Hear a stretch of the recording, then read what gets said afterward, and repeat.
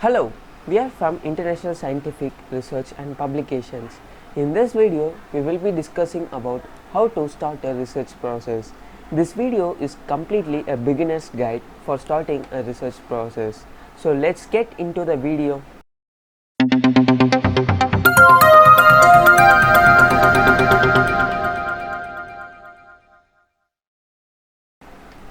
There are 5 steps which will help you to start your research process. Step 1. You have to choose your topic. First, you have to come up with some ideas. Your thesis or dissertation topic can start out very broad. Think about the general area or a field you are interested in. Maybe you already have specific research interest based on classes you have taken. Or maybe you had to consider your topic when applying to graduate school and writing a statement of purpose.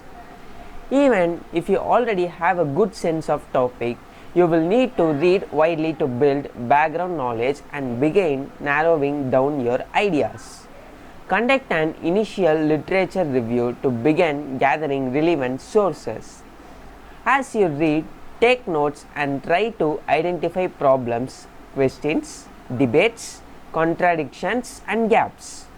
Your aim is to narrow down from a broad area of interest to a specific niche. Make sure to consider the practiculates, the requirements of your programming, the amount of time you have to complete the research, and how difficult it will be to access sources and data on the topic. Before moving on to the next stage, it is a good idea to discuss the topic with your thesis supervisor. And the second step, which is you have to identify a problem. So, you have settled on a topic and found a niche. But what exactly will your research investigate, and why does it matter? To give your project focus and purpose, you have to define a research problem. The problem might be a practical issue. For example, a process or a practice that isn't working well, an area of concern in an organization's performance, or a difficulty faced by a specific group of people in a society. Alternatively, you might choose to investigate a theoretical problem. For example, an underexplored phenomenon or relationship, a contradiction between different models or theses or theories, or an unresolved debate among scholars. To put the problem in context and set your objectives, you can write a problem statement. Do you know how to write a problem statement? First thing, you have to put the problem in the context. That means, what do we already know? And the next step is describe the precise issue that the research will address. What do we need to know? And the third step is show the relevance of the problem. Why do we need to know it? And the fourth step, which is the final step to write the problem statement, is set the objectives of the research. What will you do to find out? So these are the steps to write a problem statement. And the third step, which is you have to formulate research questions. Next, based on the problem statement, you need to write one or more research questions. These target exactly what you want to find out. They might focus on describing, comparing, evaluating, or explaining the research problem. A strong research question should be specific enough that you can answer it thoroughly using appropriate qualitative or quantitative research methods. So these methods, quantitative and qualitative, we have discussed in the previous video. Please check it out. It should also be complex enough to require in-depth investigation, analysis, and argument. Questions that can be answered with yes or no or with easily available facts are not complex enough for a thesis or dissertation.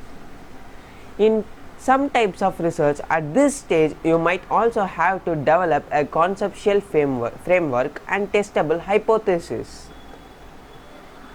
And the fourth step, which is create a research design. The research design is a practical framework for answering your questions.